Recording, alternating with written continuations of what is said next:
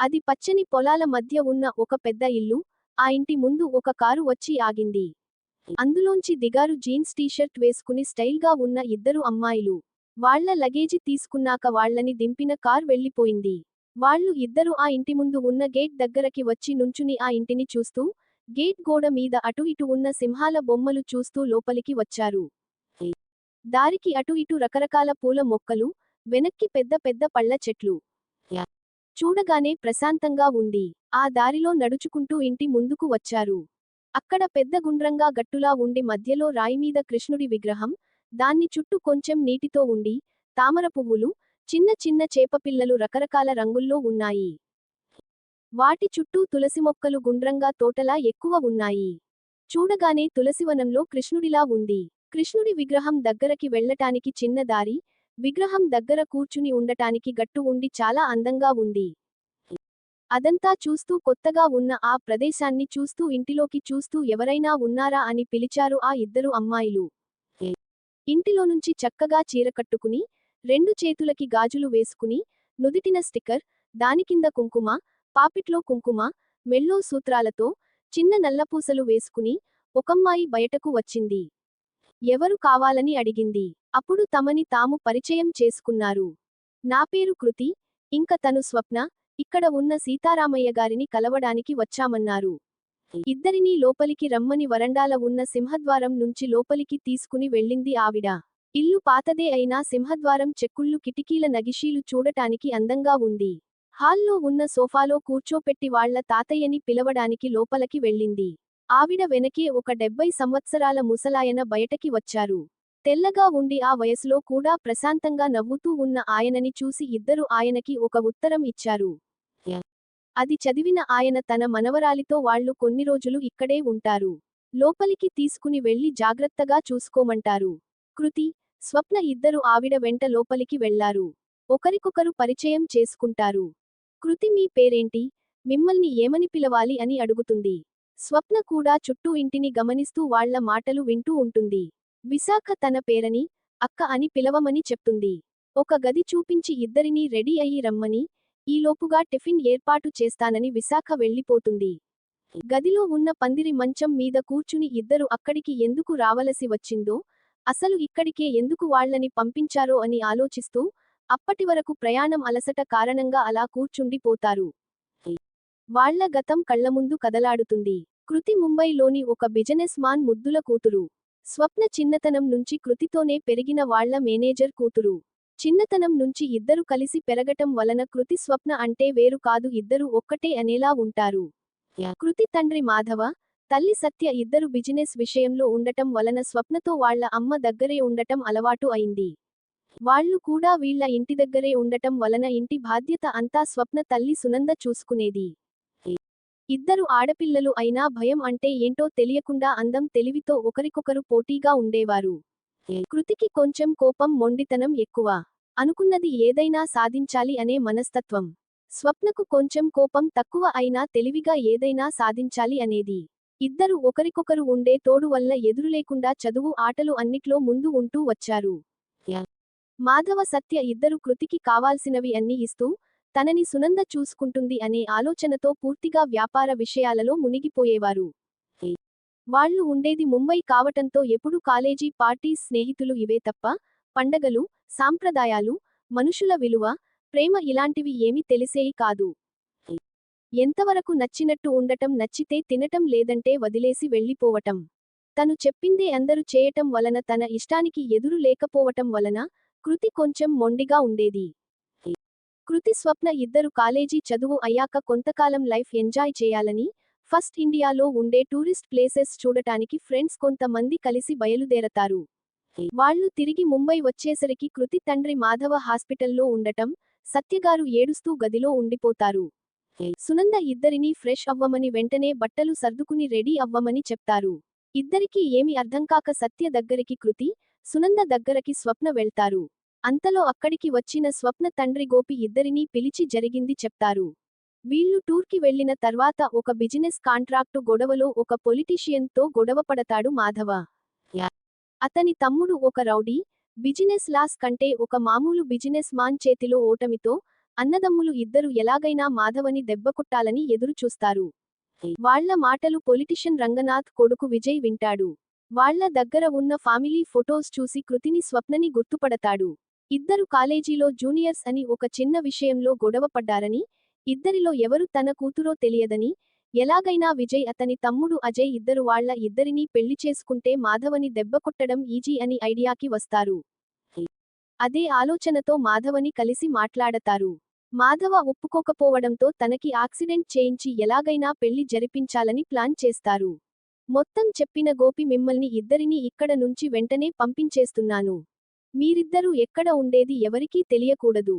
మీ ఇద్దరు వెళ్ళాక నేను చెప్పినట్టు కొన్ని రోజులు ఉండండి అని చెప్తాడు. కానీ కృతికి కొంచెం కూడా నచ్చదు. ఇలా పారిపోవడం ఇష్టం లేదంటూ గొడవ చేస్తుంది. అప్పుడే అక్కడికి వచ్చిన సత్య ఇద్దరికీ అన్ని చెప్పి, వాళ్ళు వెళ్లేది ఆంధ్ర అని, అక్కడ తనకి పెదనాన్న అయిన వాళ్ళ తాతయ్య దగ్గర ఉండమని, కొన్ని రోజులు జాగ్రత్తగా ఉంటే ఏదైనా చేయడానికి కుదురుతుందని, ఆవేశపడి గొడవ చేస్తే నష్టమే తప్ప ఎటువంటి ఉపయోగం ఉండదని అర్థం అయ్యేలా కృతికి చెప్తారు. స్వప్న కూడా బాగా ఆలోచిస్తుంది. తనకి కూడా పెద్దవాళ్లు చెప్పిందే కరెక్ట్ అని, మనం సేఫ్ అనుకున్నాక ఇక్కడ ఏమి జరిగిందో, ఏమి చేయాలో ప్లాన్ చేద్దామని కృతిని ఒప్పిస్తుంది. అలా ఇద్దరు ఆంధ్రలో ఉన్న సత్య గారి దూరపు చుట్టరికం ఉన్న సీతారామయ్య గారి ఇంటికి చేరతారు. సత్య తన పెదనాన్నకి జరిగింది మొత్తం ఉత్తరం రాసి, ఫోన్ కుదిరినప్పుడు చేస్తానని పిల్లలు ఇద్దరినీ జాగ్రత్తగా చూసుకోమని కృతికి ఇచ్చి పంపుతుంది.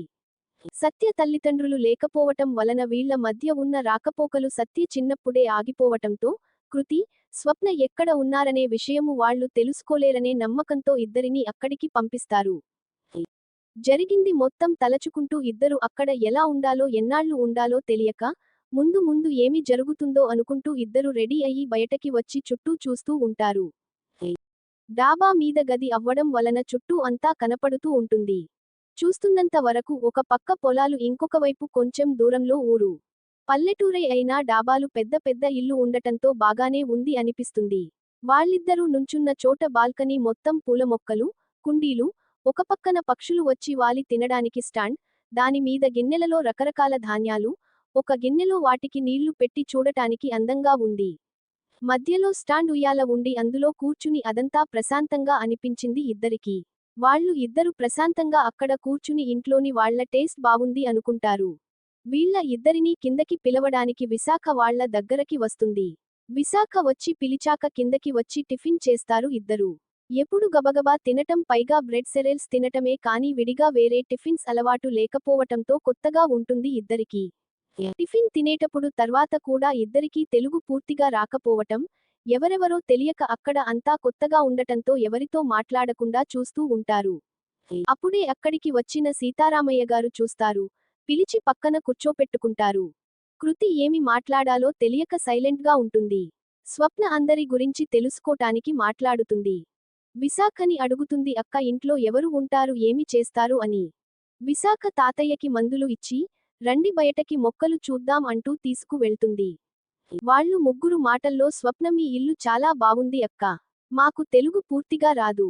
కొంచెం అర్థం అవుతుంది అర్థం చేసుకోండి అంది. కృతి ఏమి మాట్లాడకుండా ఇంట్లో వాళ్ళని ఎలా కాంటాక్ట్ చేయాలా, మాధవ ఎలా ఉన్నారో అని ఆలోచిస్తుంది. విశాఖ స్వప్నతో చెప్తుంది నాకు హిందీ ఇంగ్లీష్ అర్థం అవుతాయి. మీరు ఎలా మాట్లాడినా పరవాలేదు. మీకు ఏమి కావాలన్న నన్ను అడగండి నేను చెప్తా మొహమాట పడకుండా మీ ఇల్లే అనుకోండి. స్వప్నని వివరాలు అడుగుతుంది. ఏమి జరిగింది అని స్వప్న జరిగింది మొత్తం చెప్తుంది.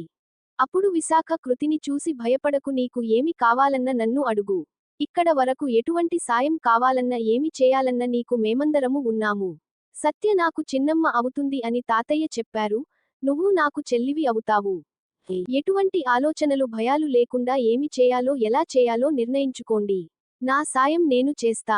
విశాఖ మాటలకి కృతికి స్వప్నకి చాలా ధైర్యంగా మంచి తోడులా అనిపిస్తుంది. అప్పటి వరకు అక్క అనే పిలుపు తనకి తెలియక పోవటంతో విశాఖని పట్టుకుని చాలా బాధపడుతుంది.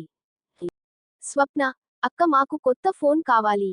మేము ఇక్కడ క్షేమంగా ఉన్నట్టు డాడీ వాళ్ళకి తెలియచేయాలి. ఇంకా అక్కడ ఎలా ఉన్నారో తెలుసుకోవాలి. కృతి నెంబర్ కూడా తీసుకోవాలి మన నంబర్స్ ఇక్కడ వాడలేము అంటుంది. విశాఖ సరే రెడీ అయితే మనం వెళ్ళి ఇక్కడ షాపులో నచ్చితే తీసుకుందాం. లేదంటే పక్కనే ఉన్న టౌన్ కి వెళ్దాము మీకు ఏమి కావాలన్నా అక్కడ దొరుకుతాయి. ముగ్గురు అక్కడ నుండి లోపలికి వెళ్తారు. స్వప్న కృతి కూడా విశాఖతో తొందరగా కలిసిపోతారు. వాళ్ళకి తను బాగా నచ్చుతుంది. వాళ్ళు ఉన్న భయంలో తను తోడుగా అనిపిస్తుంది. ముగ్గురు మాట్లాడుకుంటూ తాతయ్యకి చెప్పి బయటకు వస్తారు. విశాఖ తన భర్త జితేంద్రకి కాల్ చేసి చెప్తుంది.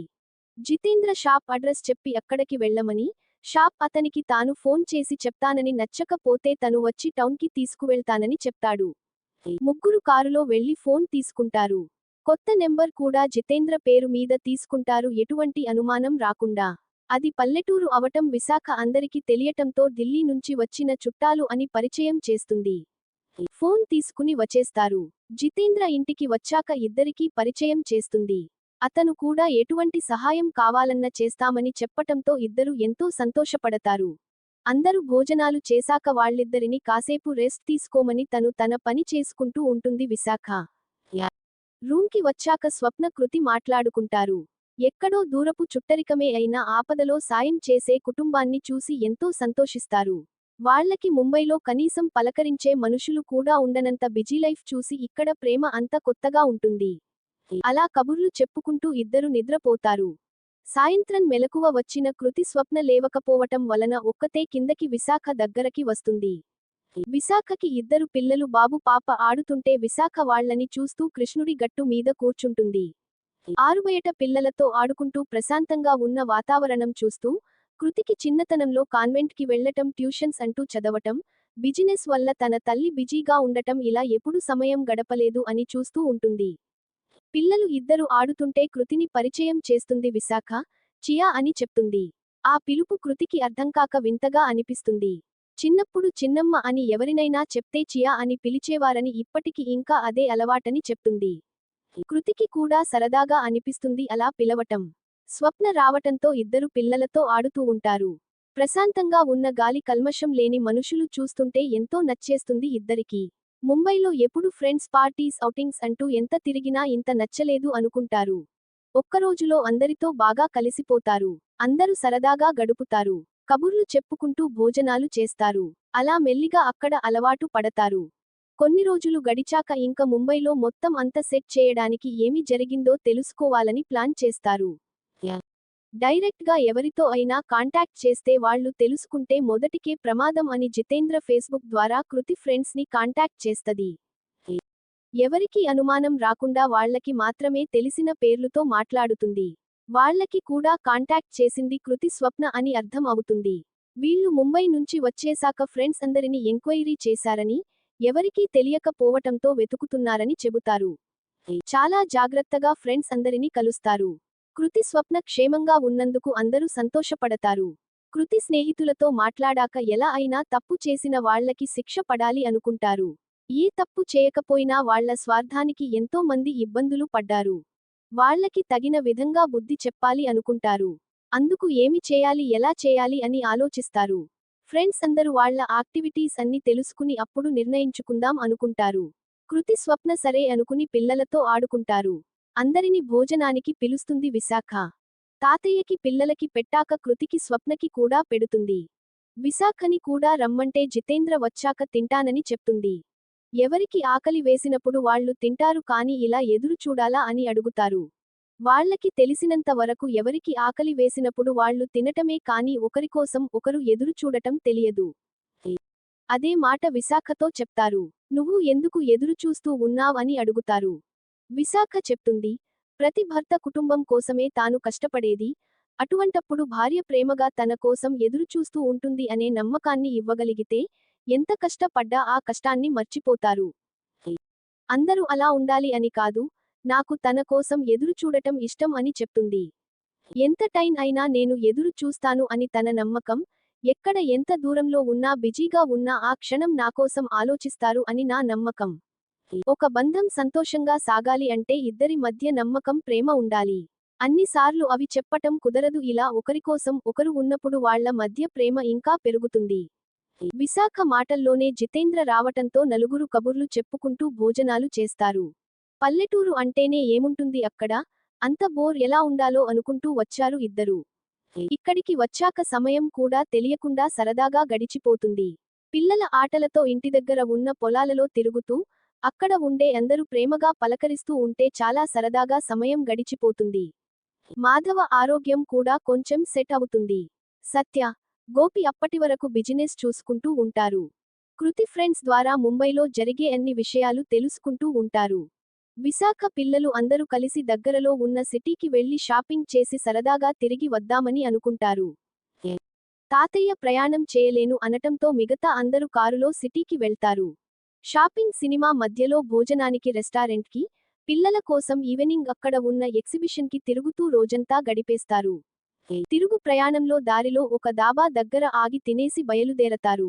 పగలంతా బాగా అలిసి పోవటంతో పిల్లలు కృతి, స్వప్న కూడా కారులో నిదురపోతారు. జితేంద్ర డ్రైవ్ చేస్తుంటే విశాఖ పక్కన కూర్చుని మాట్లాడుతూ ఉంటుంది. వాళ్ళకి దారిలో రోడ్ సైడ్ ఒక హోటల్ పక్కన ఒక అమ్మాయిని నలుగురు కలిసి బలవంతంగా కార్ ఎక్కించటం కనపడుతుంది. అక్కడ దగ్గరలో ఎవరు కనపడరు. జితేంద్ర కార్ ఆపి దిగుతూ విశాఖని కారులో ఉండమని, ఏదైనా గొడవ అనిపిస్తే వెంటనే పోలీసులకి ఫోన్ చేయమని చెప్తాడు. జితేంద్ర వాళ్ళ దగ్గరికి వెళ్లేసరికి వాళ్ళు అమ్మాయిని బలవంతంగా కారులోకి తోస్తుంటారు. ఆ అమ్మాయి ఎంత పెనుగులాడిన నలుగురి బలం ముందు తన బలం సరిపోవటం లేదు. జితేంద్ర వాళ్లలో ఒకడ్ని వెనక్కి లాగుతాడు. మిగతా ముగ్గురు చూసి ఒకడు ఆ అమ్మాయిని పట్టుకుని ముగ్గురు తనని కొడతానికి వస్తారు. అమ్మాయిని పట్టుకున్నవాడు వీళ్ల కొట్లాట చూస్తూ ఆ అమ్మాయి చేయి వదిలేస్తాడు. అమ్మాయి పక్కన ఉన్న రాయితో వాడిని కొడుతుంది. ఆ టైములో పోలీస్ పెట్రోలింగ్ వాన్ వెళ్లడంతో ఆ అమ్మాయిని తీసుకుని వెళ్లాలి అనుకున్న నలుగురు ఇద్దరినీ తోసేసి వాళ్ల కారులో వెళ్లిపోతారు. ఆ అమ్మాయి ఎవరో? ఆ అమ్మాయిని తీసుకుని జితేంద్ర కార్ దగ్గరికి వస్తాడు. కార్ చాలా సేపు ఆగి ఉండటంతో కృతి, స్వప్న నిద్ర లేచి చూస్తారు. ఇద్దరు దగ్గరకు రాగానే విశాఖ వాటర్ బాటిల్ ఇస్తుంది. జితేంద్ర కొంచెం తాగి మొహం కడుక్కుని అక్కడ జరిగిన గొడవ చెప్తాడు. ఆ అమ్మాయి వాటర్ తాగి కొంచెం స్థిమిత పడి వాళ్లందరినీ చూస్తుంది. అందరూ కార్ నుంచి దిగి తాను ఎవరో ఏమి చెప్తుందో అని చూస్తూ ఉంటారు. ఆ అమ్మాయిని చూస్తే చదువుకున్న అమ్మాయి, మంచి ధనవంతుల అమ్మాయిలా ఉంది. ఆ అమ్మాయి ఇంగ్లీష్లో తన పేరు దీపిక అని, తాను ఒక పొలిటీషియన్ కూతుర్నని, ఫ్రెండ్ పెళ్లి ఉంటే తాను అన్నయ్యలతో కలిసి ముంబై నుంచి వచ్చానని చెప్తుంది. తనని ఎవరు ఎందుకు కిడ్నాప్ చేశారో తెలియదని, పెళ్లి దగ్గరకి వెళ్లటానికి ముందు షాపింగ్కి వెళితే అక్కడ కిడ్నాప్ చేశారని, ఇక్కడ తింటానికి వాళ్లు కార్ ఆపి తాను మత్తులో ఉండటం వలన ఒకడిని కాపలా ఉంచి అందరూ వెళ్లారని, స్పృహ రావటంతో దిగి పారిపోతుంటే గొడవ జరిగింది అని చెప్తుంది. దీపికని చూసి తాను భయపడుతూ ఉండటంతో కార్లో ఎక్కించుకుని కొంచెం మంచి హోటల్ చూసి కార్ ఆపి, తన అన్నయ్యలకి ఫోన్ చేయమని తన ఫోన్ ఇస్తాడు జితేంద్ర. దీపిక కనపడక షాపింగ్ దగ్గర అన్నయ్యలు, ఇద్దరు ఫ్రెండ్స్ అందరూ వెతుకుతూ ఉంటారు. వాళ్ళు వెతుకుతున్నప్పుడే దీపిక పెద్ద అన్నయ్యకి ఫోన్ వస్తుంది. తమ తండ్రి చేసిన పని వలన కుటుంబం అంతా కోల్పోయిన ఒక వ్యక్తి నుంచి వస్తుంది. తన చెల్లిని వాళ్ళు తీసుకుని వెళ్లారని, మనకి ఇష్టమైన వాళ్ళు దూరం అయితే ఎలా ఉంటుందో మీ కుటుంబానికి తెలియచేస్తాం. జీవితంలో మీ చెల్లిని ప్రాణాలతో చూడలేరు అని చెప్తూ ఫోన్ కట్ చేస్తారు. ఎంత ట్రై చేసినా ఆ నెంబర్ మళ్లీ కలవదు. ఏమి చేయాలో తెలియక అందరూ ఆలోచిస్తూ ఉంటారు. తండ్రికి చెప్పటానికి ఎంత ట్రై చేసినా కుదరదు. ఇంట్లో తెలిస్తే అందరూ భయపడతారని ఏదైనా ఇక్కడే వెతకాలి అని నిర్ణయించుకుంటారు. అందరూ ఎవరి ప్రయత్నాలు వాళ్లు చేస్తూ వెతుకుతారు. ఎటువంటి ఆధారం దొరక్క దిగులు పడి చెల్లెలు ఏమైందో, ఎలా ఉందో అని అన్నయ్యలు ఇద్దరు బాధపడుతూ ఉంటారు. అదే సమయంలో అన్నోన్ నెంబర్ నుంచి కాల్ వస్తుంది. దీపిక మాట్లాడుతుంది.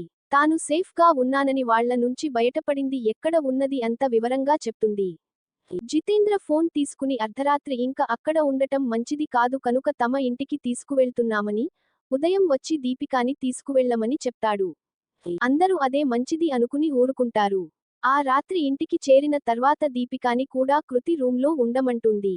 డ్రెస్ మార్చుకుని అందరూ నిద్రపోతారు. తర్వాతి రోజు ఉదయం అందరూ టిఫిన్ తిని కూర్చుని ఉన్నప్పుడు జితేంద్రకి ఫోన్ వస్తుంది. దీపిక అన్నయ్య దగ్గర నుంచి ఆ ఊరికి వచ్చాము, ఇంటి అడ్రస్ చెప్పమని. దీపిక అన్నయ్యలు ఇద్దరు ఇంకొక ఫ్రెండ్ని తీసుకుని ముగ్గురు అక్కడికి వస్తారు. వాళ్ళు వచ్చాక దీపిక అందరిని పరిచయం చేస్తుంది. విశాఖ జితేంద్ర మాట్లాడక కృతిని, స్వప్నని పరిచయం చేస్తుంది. వాళ్ళని చూడగానే అందరూ షాక్ అవుతారు. ఎవరి నుంచి తప్పించుకోవాలని ఇంత దూరం వచ్చారో? ఆ పొలిటీషియన్ కొడుకు విజయ్, అతని తమ్ముడు అజయ్ ఉంటారు. వాళ్ళని చూడగానే చాలా టెన్షన్ పడతారు. వాళ్ళ చెల్లెలే దీపిక. ఇద్దరు చూడగానే ఏమి చేయాలా అని ఆలోచిస్తారు. విజయ్ కూడా షాక్ అయ్యి చూస్తాడు. తనకి తెలుసు వీళ్ల కోసం తన తండ్రి ఎంత వెతికారు అనేది. కృతి స్వప్న షాక్ అవటంతో విశాఖ జితేంద్ర కూడా చూస్తూ ఉంటారు. ఏమైంది అని అడిగేసరికి వీళ్ల గురించి చెప్తారు. దీపిక కూడా తన తండ్రి గురించి తెలిసి తన అన్నయ్య చేయపోయిన పని తెలుసుకుని చాలా బాధపడుతుంది. దీపిక కనపడనప్పుడు అందరూ ఎంత కంగారు పడ్డారో, వాళ్ళు తనని ఏదైనా చేస్తారని ఎంత భయపడ్డారో, తనలాగా ఇంకో ఆడపిల్లకి ఎంత అన్యాయం చేయపోయారో అని చాలా తిడుతుంది. దీపిక మాటలతో అప్పటి వరకు వాళ్ళు పడ్డ బాధ గుర్తు వచ్చి తామెంత తప్పు చేయబోయారో తలచుకుంటేనే విజయ్కి చాలా బాధ అనిపిస్తుంది. వెంటనే తమ తప్పు దిద్దుకుంటామని, ఇంకెప్పుడు ఇలా ఎవరిని ఏ ఆడపిల్లని బాధ పెట్టమని కృతికి స్వప్నకి క్షమాపణలు చెప్తారు. తమ తప్పు దిద్దుకోటానికి ఒక అవకాశం ఇవ్వమని, తన తండ్రి బాబాయ్ అంత తొందరగా మారరని, వాళ్లని మార్చటానికి ప్రయత్నిస్తామని, వాళ్ల తప్పుకి శిక్షపడేలా మీకు మేము తోడుగా ఉంటామని చెప్తారు. విజయ్ లోని మార్పుకి అందరూ చాలా సంతోషపడతారు. ఆ రోజంతా అక్కడే ఉండి పొలాలు తిరుగుతూ చాలా సరదాగా గడుపుతారు. మరుసటి రోజు కొన్ని రోజులు దీపికాని కూడా వీళ్లతో ఉంచుకోమని, కూతురు దూరం అయితే ఎంత బాధగా ఉంటుందో తన తండ్రికి తెలియాలని, అక్కడ అన్ని సెట్ చేసి ముగ్గురుని తీసుకు వెళ్తానని, తమకి ఈ సహాయం చేయమని జితేంద్రని విజయ్ అడుగుతాడు. మంచి పని కోసం ఎటువంటి సహాయం అయినా చేస్తామని తప్పకుండా ఇక్కడ ఉంచమని విశాఖ జితేంద్ర కూడా చెప్తారు. దీపికకి కావలసినవి అన్ని అందించి అక్కడ నుండి విజయ్ అజయ్ వాళ్ల ఫ్రెండ్ వెళ్లిపోతారు. విజయ్కి ఎంతో ప్రశాంతంగా సంతోషంగా ఉంటుంది. ఇన్ని రోజులు తాను ఎంత తప్పు చేశాడో ఎలాగైనా తమ తప్పుల్ని సరిదిద్దుకోవాలని మంచి మనసుతో ముంబై చేరతాడు. ముంబై వెళ్లిన విజయ్ దీపిక కనపడకపోవటం, వచ్చిన ఫోన్ కాల్ అంతా ఇంట్లో అందరికీ చెప్తాడు. బయటకి చెప్తే రాజకీయంగా గొడవని, సీక్రెట్గా వెతికించాలని, దానికి తన ఫ్రెండ్ అయిన ఏసీపీ ఆకాష్తో చెప్పి సీక్రెట్గా వెతికిస్తున్నానని చెప్తాడు. కూతురు కోసం తల్లి తండ్రులు ఇద్దరు చాలా బాధపడతారు. దీపికాకి ఇలా జరగడం తన భర్త చేసిన పాపాలే కారణం అని చాలా గొడవ చేస్తుంది. విజయ్ అన్ని ఏర్పాట్లు చేస్తాడు ఎక్కడ అనుమానం రాకుండా దీపిక దొరకకుండా. ఆకాష్తో కలిసి ఉన్న అన్ని ఆధారాలు మార్చేస్తాడు. ఎక్కడ దొరకడం లేదని చెప్తాడు. కృతి ఫ్రెండ్స్తో కలిసి కృతి తల్లి తండ్రులని కలిసి వాళ్లని క్షమించమని అడుగుతాడు. విజయ్ అజయ్ కలిసి తన తండ్రికి బాబాయికి వ్యతిరేకంగా అన్ని సాక్ష్యాలు సంపాదించి, కృతి స్వప్న ఫ్రెండ్స్తో కలిసి వాళ్లని అరెస్ట్ చేయడానికి అన్ని ఏర్పాట్లు చేస్తాడు. వీళ్లందరూ ముంబైలో వాళ్ల ప్రయత్నాలలో దీపికతో మాట్లాడుతూ ఉంటారు. ఊళ్ళో ఉన్న ముగ్గురు చాలా సరదాగా పల్లెటూరి అందాలు చూస్తూ విశాఖ దగ్గర అన్ని నేర్చుకుంటూ సమయం గడిపేస్తారు. దీపిక కూడా తెలుగు నేర్చుకుంటుంది. ఊళ్ళో జరిగే పండగలు అవి చూసుకుంటూ 3 నెలలు గడిచిపోతాయి. ముంబైలో అన్ని సాక్ష్యాలతో సహా అన్ని కావాల్సిన అన్ని ఏర్పాట్లు చేస్తారు. తాము చేసిన పనుల వల్లే దీపిక దూరం అయిందని, తాము చేసిన తప్పులు కుదిరినంత వరకు దిద్దుకోవాలని దీపిక తండ్రి బాబాయ్ కూడా నిర్ణయించుకుంటారు. పోలీసులు అన్ని సాక్ష్యాలతో ఇద్దరిని అరెస్ట్ చేస్తారు. తండ్రిని అరెస్ట్ చేయించినందుకు బాధపడ్డా, వాళ్లు చేసిన తప్పులకి శిక్ష తప్పదని అనుకుంటారు. కృతికి స్వప్నకి దీపికకి విషయము చెప్పటంతో ముగ్గురు చాలా సంతోషిస్తారు. విజయ్ ఊరికి వచ్చి విశాఖకి జితేంద్రకి థాంక్స్ చెప్తాడు. వాళ్లు చేసిన సహాయం వలనే తాము అంత చేయగలిగామని ఏమి చేసిన మీ సహాయానికి రుణం తీర్చుకోలేమని చెప్తాడు. ముగ్గురిని తిరిగి ముంబై తీసుకువెళ్తానంటాడు. కృతి స్వప్న కూడా వాళ్ల పేరెంట్స్తో మాట్లాడి విశాఖ వాళ్లకి చెప్పి ప్రతి సంవత్సరం కుదిరినప్పుడు ఇక్కడికి వస్తామని, ఇప్పుడు తమతో వాళ్లని రమ్మంటారు. తప్పకుండా అందరూ కలిసి రమ్మని, ఇంకోసారి వస్తామని ఇప్పుడు వాళ్లని జాగ్రత్తగా తీసుకువెళ్లమని విజయ్కి చెప్తుంది. అందరూ ముంబై చేరుకుంటారు. విజయ్ కృతిని ప్రేమిస్తున్న అని చెప్పటంతో కృతి కూడా ఒప్పుకుంటుంది. స్వప్న తమకి ఫ్రెండ్ అయిన కిరణ్ని పెళ్లి చేసుకోవాలని అనుకుంటుంది. దీపిక ఆకాష్కి అంతకుముందే పెళ్లి కుదరటం వలన అందరికి నిశ్చితార్థం ఒకేసారి ఏర్పాటు చేస్తారు. ఎంగేజ్మెంట్కి విశాఖ జితేంద్ర పిల్లలని తీసుకుని వస్తారు. పెళ్లి ఊళ్ళో చేసుకోవాలనుకుంటున్నామని అడగటంతో పెళ్లికి అందరూ ఊరికి చేరతారు. పల్లెటూరి వాతావరణంలో పచ్చని పందిళ్ల మధ్య ముగ్గురి పెళ్లిళ్లు సాంప్రదాయాలతో అంగరంగ వైభవంగా జరుగుతాయి. కొత్త ఆశలతో వాళ్ల కొత్త జీవితాన్ని మొదలుపెట్టారు.